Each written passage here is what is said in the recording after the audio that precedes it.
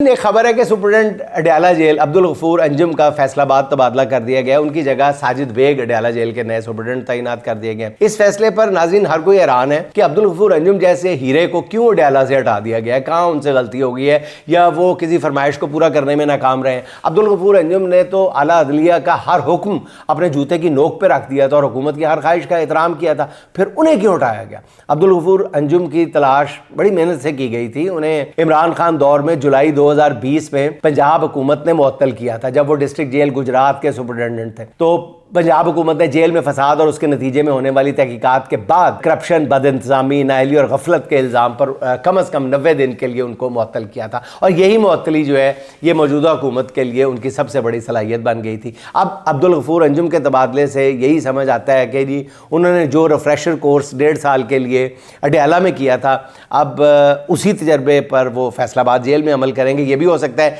कि फैसलाबाद जेल में कुछ और हाई प्रोफाइल कैदी आ चुके हों या आने वाले हों जिनके इस्तकबाल के लिए आजमाए हुए जेल सुपरिटेंडेंट अब्दुल गफूर अंजुम को लाया गया।